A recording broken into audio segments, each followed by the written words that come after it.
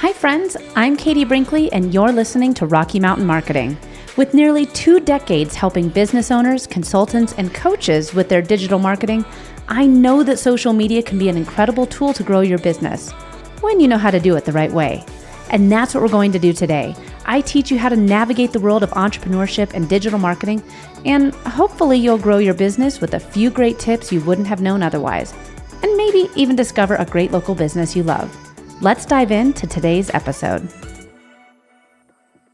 Welcome back to this week's episode of Rocky Mountain Marketing. Now, today's guest you've probably heard before on my podcast, and he also has his own podcast.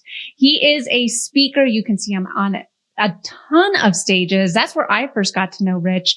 And we actually had the opportunity to speak together at an event in 2022. Had the opportunity of getting to know each other in real life. He's been on my show. I've been on his show. I had to bring him back on the show because he is just a wealth of knowledge. So I'm talking about no one else other than Rich Brooks, who is the founder and president of Flight New Media, which is a digital agency based out of Portland, Maine. He recently threw out the first pitch at a Portland Sea Dogs game, and he's been doing the digital marketing business for over 25 years. He's a nationally recognized speaker on entrepreneurship, digital marketing, and of course, social media. He also founded the Agents of Change, which is an annual conference and is a weekly podcast that focuses on search, social, and mobile marketing. So Rich, thank you so much for coming back onto Rocky Mountain Marketing and having another conversation with us.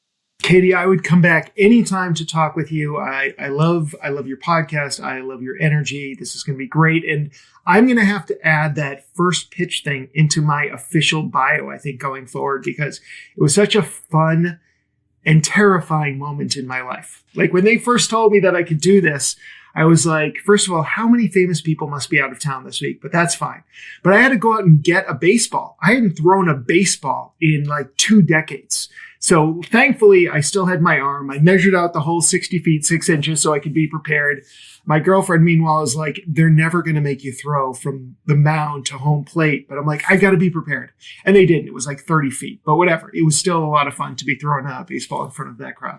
Well, I had no idea that you were a lefty. So yes, when I saw that, I like I said, I saw it on social media and I was super jealous. I said, man, now though that right there is goals. You know, you've made it in your local market when you get asked to throw out the first pitch at the baseball game. So, well, it is minor league. Not that minor league isn't like 10 times more fun than major league. And I was one of like 6 people. And the girl in front of me was 12 and she already had her lobstering license. So, you know, it's like, I don't want to make it too big a deal. I'll just say it was a ton of fun to be able to get out there for sure. Well, all Portland Sea Dogs conversations aside, you and I, like I said, have had the opportunity to talk marketing a couple of times now. And I wanted to talk about how having events is a good strategy for your business. Now, when I introduced you, you are the founder of the Agents of Change podcast and conference. And the Agents of Change conference is coming back in 2023. From how long? It was a couple year hiatus. Yeah, 3 years we took off because of COVID. And then we're just bringing it back this year. Well, I want to talk a little bit about doing an event because I did a virtual event in early 2023. A very good, well-run one, I might add. Well, thank you, Rich. Thank you so much for being a speaker on it. But it was a lot of work just doing a virtual event. But I understand and I see the benefits of it as a business owner. And for anyone that's listening that says, well, is having an event good for me and my business? How would I even know? I guess that's where I want to start our conversation today is why have an event for your business? For me, it served a lot of purpose. And I can honestly say that the original reason for having an in-person event is not necessarily the one I have today. I had gone to things like Blog World and Social Media Marketing World and these big conferences across the country in big cities like Vegas and LA and New York. And rarely did I run into somebody else from Maine. So my idea was, why don't I just take this energy and bring it back and make it Maine-sized and just have it in my own backyard? And that was basically the impetus of starting this conference. But these days, just from trial and error, I've realized like it's also a great way to differentiate Flight New Media from the other digital agencies in town. And there's a lot of good digital agencies in Portland. So this was one thing that kind of really helped us stand out. And that's one of the reasons why we continue to do it. There are a lot of people who put on regional or smaller events, and you have to make that decision. Does it serve my audience? Does it serve my bottom line? I mean, if we're being honest about this, like we can put on an event because we care about a cause or something like that. But an event like Agents of Change, I mean, obviously I'm trying to educate people about digital marketing, but it also helps position Flight as a thought leader when it comes to digital marketing in Maine and New England. So things that jumps out to me is that you're doing it for Maine, New England. You said social media marketing world, that's in San Diego. People fly from all over the world to come to that. It's huge. I've never been to Maine. I'd love to go. We're trying to get you to come out this year. I know. Every time we talk, I always ask you how the puffins are. And one day you will say, Katie, I saw a puffin. But, but this is the thing. You wanted to be the thought leader in your local market. And for somebody that's maybe not a digital agency like you and I are, let's say they're a real estate brokerage. Let's say that they are a liquor, like maybe they have their own tequila brand. Right. Why would something like doing an event make sense for them? Well, it always depends on the company or the business that you're in. I mean, obviously a tequila brand, it makes so much sense to have a live in-person event because that's the best way to taste tequila. So, I mean, and here's the thing, like Agents of Change in the past, we kind of rethought it this year, but in the past, it's been between 300 and 400 people. We changed venues this year. We decided to kind of hedge our bets a little bit. We weren't sure if people were ready to come out and be in an arena like this. So we're in a place that's probably 200 to 250 instead. But you don't have to start that big. So if you're listening to this and you're like, yeah, I do need something to kind of differentiate myself from my competition, live events can be a great way to go. And it doesn't have to be an all-day or a 2-day event like Agents of Change. My first event was about 20 people in the Chamber of Commerce conference room, which was free as a member. And it turned out to be a great event. I got some practice speaking. I was able to teach people about SEO. I think I got a couple leads out of it. There's just all of these benefits. So if somebody's listening, I would say you don't have to start with a 200 or 2,000 person event. 12 people in a conference room could be your first live event, and you can grow it from there if you see the value. It's about putting the right people in the audience when it comes to creating these events. 1,000,000%. And you said something too, that you didn't know if people were ready to come out for an event. And I have noticed, I've been to a number of events already this year. I just spoke at Social Media Week Lima a few weeks ago, and it was another local event, great event put on by Jessica Phillips. Very good, yeah. And where you and I got to talk last year. But I've noticed throughout the speaking and going to different conferences this year, Jessica's was different, but just about all the other conferences I've been to, the attendance has been down. Mm-hmm. So yeah. With, you said you were willing to hedge your bet. You went with a little bit of a smaller venue. What do you think the benefits are of doing an in-person event versus a virtual event? So I did the virtual event route, earlier this year. You're going the in-person route. What are some of the benefits of doing an in-person event that I just couldn't get out of a virtual event? Yeah, and I don't want to dismiss virtual events because there's obviously so many benefits to putting on a virtual event, and it really does depend on your business. We actually have clients all over the country, but our client base is concentrated in the Northeast and in Maine specifically. So it makes sense for us to be visible in front of these decision makers. So that's one of the arguments that I would make for, having an in-person event is that you can get people together in a room. And we just came back yesterday. We went up to go visit a client of ours, an aviation company. They're up at the Bangor airport, which is about 2 hours north of here. And it was just me and a few of the other members of the marketing team got a tour. We saw how they tore down planes and rebuilt them and all this stuff. And it was great to see them. And we got more insights into their business, but also making those in-person connections kind of helps cement those jobs. And so if you're putting on a live event and you can get clients and prospects into that room with you, that's already giving you an advantage.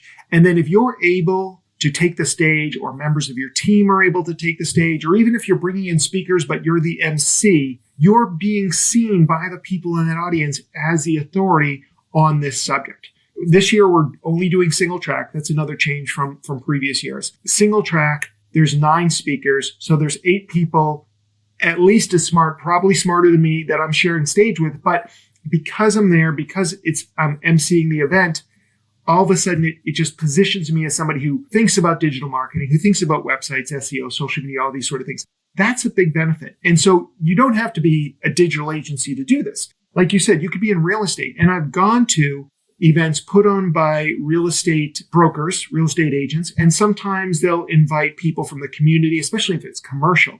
But even I've seen people who are like teaching first-time home buyers, right? They pull them into a room and they just give either free or inexpensive paid information about how to. If you see that person on stage, who do you think you're going to give your business to? So as long as you're doing a good job up there, you're providing value, you've suddenly become a much better candidate for that business. So that's not the only reason we put on the event. There's a lot of reasons, but that's a big one. So if you're sitting there wondering, is this right for you? If you like being on stage, it's absolutely right for you. But even if you don't, there's things that you can do to help position yourself and your company as an industry leader, regardless of the type of business you're in. With all of this, with having events, and I know that this probably is a conversation seen, with Rich Brooks on today's podcast episode. They didn't expect us to be talking about events, but I wanted to talk with you about yours because you're right in the thick of it right now. At the time of this recording, you're right in the thick of doing the marketing and having you're doing all the things right now. So right. You can say, this is what's working right now, or, hey, this is what's worked for us in the past. And this time around, after, a 3-year hiatus, it's just not working. We had to change what we normally did. What is something that you've noticed right now that you've had to change for this year's conference? Well, it's still early on. So we're right now at the time of this recording, still in our early bird ticket phase where our tickets are at the least expensive. And so if you put on events and you have like early bird and tiered pricing where the price continues to go up closer to the event, you actually don't want to sell all your tickets early on, even though it helps you sleep at night. The bottom line is it's more profitable. And when I say profitable, my goal is to break even. I see this as a marketing event. So if at the end of the day, after all the time and effort's gone into this, if we're at net zero, that's a huge win as far as I'm concerned. But as far as the marketing question, it's what's working, what's not, I can tell you from previous years that some of the things that used to work really well have definitely tapered off, and we're having to figure out new ways of engaging people. So it used to be we'd send out an email saying, 24 hours before the price goes up, or an email that lists all the speakers at an event. And we would just sell just tons of tickets. And now we just don't get that same reaction, whether it's because maybe we've tapped into this market too many times, whether it's because our email list maybe is stale, maybe people are overwhelmed. And one of the biggest things I've seen for digital marketing is where in the past, there wasn't a lot of resources online, which sounds crazy when I say in the past. When we started, our first year was 2012. Now it's there's millions of resources. And there's also these people who are small independent people doing lunch and learns on Instagram. And it's free. So it's I'm asking people to spend up to $350 or more if you also want to buy a couple workshops. And so people are going to be well, why wouldn't I just go to this free thing at the chamber? And so having to convince them. So a lot of it is about education. We do a lot of outreach to local business organizations, both things like the chamber, as well as groups like the Institute for Family-Owned Businesses, and all of these groups that have their own audiences and trying to bring them in and getting them connected. We also do a lot of barters for media trade. So getting our ads in front of people who read the Portland Press Herald, either online or the actual physical paper, and Main Biz as well. So though we just try and, flood the airwaves where our best audience hangs out, which for us tends to be marketing professionals and owners of business. That's really what it is. But we haven't, there are things we'd like to try, but it's definitely more challenging than it's been in the past just to kind of break through and get these people's attention for sure. Do you think that people now are almost in a information overload after what happened during the pandemic times where everyone was doing the Zoom, the virtual events, the Zooms and everything? Do you think that people are almost on information overload a little bit? Or do you think it is just a little? I think we've been on information overload for a long time. And obviously during COVID, being in front of the screen for so long, Also, this is why it's sometimes tough to get people to come out for webinars or virtual events and things like that. There's actually, obviously we're going to lean into the fact that, hey, isn't it time to get out from behind your computer screens, meet people, network, and we've got videos that we've taken in years past that we use now for the marketing to kind of give people the energy and the vibe and get them excited about coming. But it is true that there's just so much information and there's so much information out there that you really have to kind of package it the right way and promote it the right way. And one of the biggest things that's going on right now as we record this towards the end of June is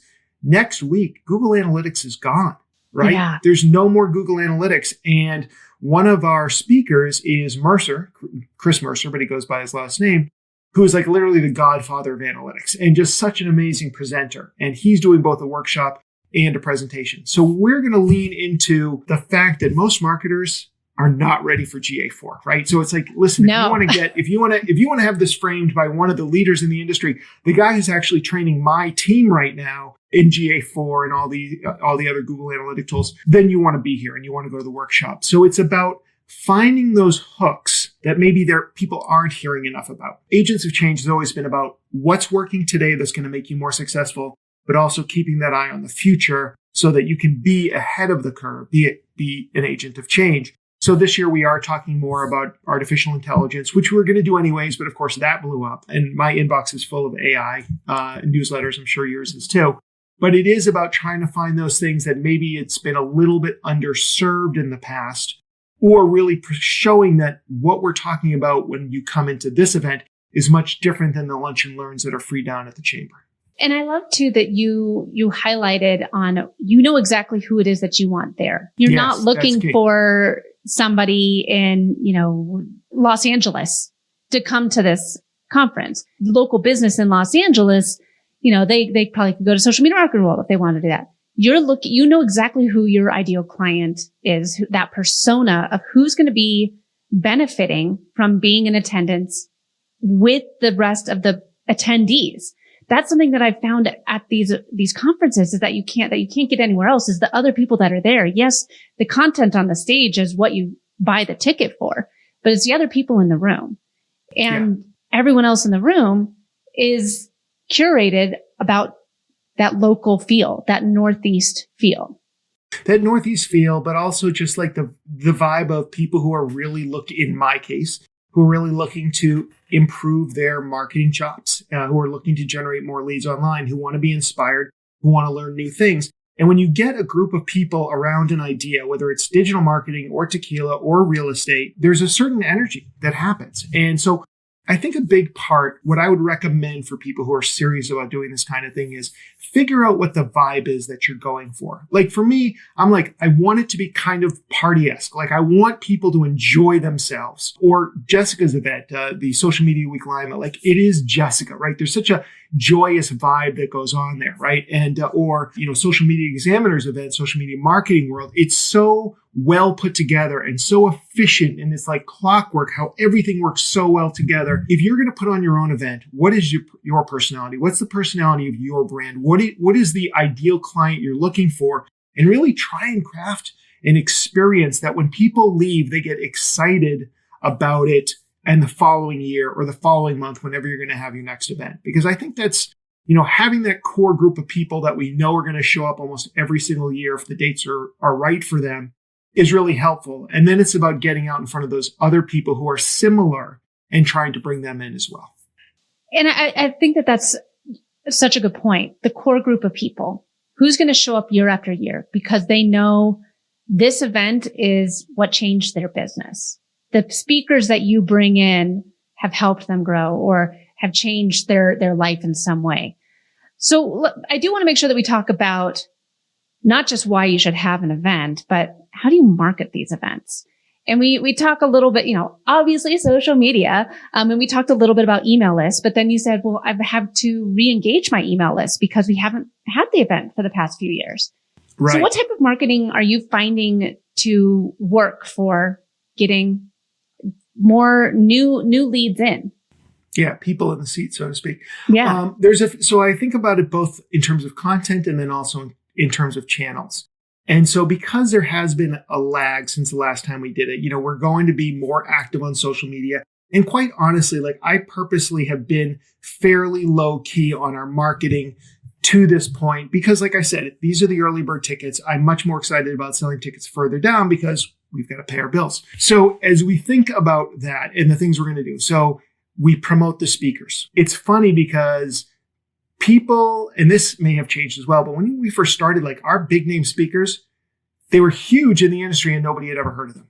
When I had Jay Baer speak as a keynote one year, and only one person knew who he was before. And then afterwards, like, he's really good. You should try and get him again. I'm like, yeah, I know he's really good. Okay, thanks for that piece of feedback. But it's like, it's not name driven. So we show the people, but we also have to kind of say, like, Nancy Harhut has got this award-winning book out right now on neuromarketing and things like that. Mercer is like, the god of Google, of GA4 and analytics and things like that. So it's about kind of promoting the speakers, promoting the topics. I spend a lot of time curating the topics we're going to talk about. Sometimes it's about the personalities that I want to bring in. And sometimes, like the last three speakers, the last of which I just nailed down today, I knew the topics a long time ago. I knew I wanted a paid search expert. I knew I wanted a local SEO expert, and I wanted an AI expert. I had to go out and find the right people that fit the vibe for the conference. So that's part of it. So we promote the topics. We promote the speakers. We promote Portland, Maine. We love Portland, Maine. And although the bulk of people, as we've discovered over the years, are fairly local, we do get some people from away. We've already sold some tickets for people who are like, hey, how come you don't have a hotel block? And we're like, yeah, good point. Why don't we have a hotel block? Probably because we weren't expecting you to come, but okay, we'll find you a hotel room. So those are some of the things we talk about, promote, and then obviously discounts. And part of our promotion, when I say discounts, I don't like to discount anything, but early bird specials and the don't miss out on the discount because the prices are going up. We also do outreach to local organizations who have newsletters. So they send out something to their membership saying, join us at the Agents of Change. Here's a discount code for you, kind of a thing. So we do a lot of manual outreach. I do a lot of things that don't scale, like doing a lot of outreach to marketers and owners in Maine and sometimes all of New England. And then, of course, email newsletters. And as time gets closer, we usually do, and we've got a flight email list. Flight New Media is my agency. And then we get the AOC email list, and we send out to both of those lists. And we do that usually a couple times a month because it does tend to kind of goose the ticket sales a little bit as well. In the past, we've done barters with local TV stations and gotten TV ads run and stuff like that, which was kind of cool too. I always get at least one terrestrial radio station, looking to do something with us too, but we've not had a lot of success with that in the past. And this year we're looking at some other new ways. We're examining Spotify as a potential advertising channel as well. So we just try and get creative and find new ways to reach that audience. And this year probably we were going to focus on LinkedIn ads, but I think we'll probably split our budget between Facebook and LinkedIn ads because most of our ideal clients are on Facebook and we can target them. We know they've been to the event in the past. We have their email addresses or we know they've been to the website. But LinkedIn, obviously, a lot of key potential audience members are going to be on LinkedIn. So targeting them by job title and geography is an effective way of getting in front of them. Whether we see actual conversions, I can come back in a few months and let you know that. And I think that too, with your event, the goal is to get the people in the room, right? And you just said all these different ways that you're going to be marketing it. Having an event, what do you see as the ROI here? What is the return on investment? Because you're having to invest a lot to get the speakers out there, to pay the speakers or their accommodations or for the event space. I mean, charging the price for tickets is not going to, get you a new car or anything like that. No. Like I said, the goal is to not lose money. And whether or not you lose money sometimes comes down to how you look at it, right? So I've had this discussion with my director of operations in the past where she's like, we lost $10,000 on Agents of Change this year. And I'm like, what? Every ticket was sold. We got all those sponsorships, all this sort of stuff. How is that possible? And she would show me, and she basically, Flight puts in about 500 hours to make this event happen. And she billed it out at $150 an hour or whatever our rate was. And I said, well, yeah, but it's like, don't we get like some sort of employee discount? I mean, the bottom line is flight and AOC are the same thing. So the bottom line is if we're charging full price and we lost that money, well, the money just went over to flight anyway. So it's a little bit of hard to know like whether it was really profitable or whether it wasn't. My goal is to come close to that break-even point, even after we've counted our hours up. And then I know it's successful because it was a marketing campaign. And after the fact, we always find, sometimes it happens the next day and sometimes it happens 3 years later, where somebody will come to us and I'll ask, hey, how'd you find us? And he said, well, I've been going to Agents of Change for years, but I'm finally ready for a new website, or I'm finally ready for paid search or SEO. And it was because of the event and the fact that Rich Brooks was the MC and one of the speakers at Agents of Change, and he was at the flight booth, that they just recognized that if flight isn't the automatic choice, at least we need to be considering them for all the stuff that they're doing. And because they're bringing all these people to the state and they're putting on these great events, they must know what they're talking about, right?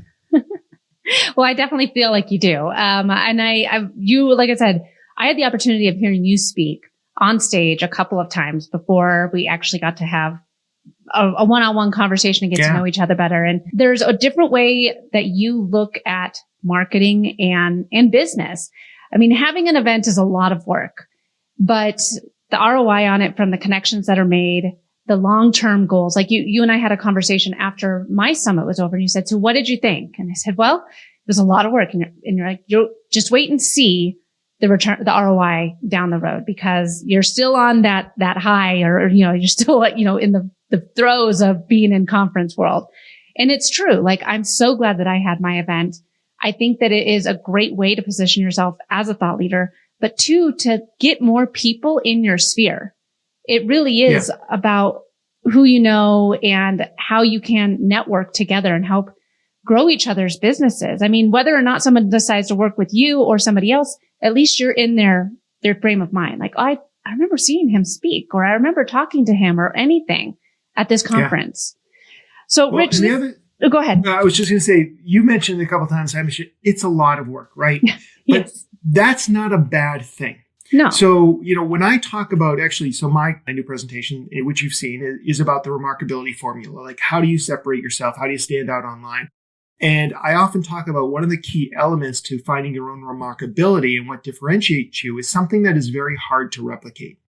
If Flight New Media puts out an ad campaign on Facebook, it would only take my competition like a few minutes to replicate that for themselves and run almost the same ads for their own business.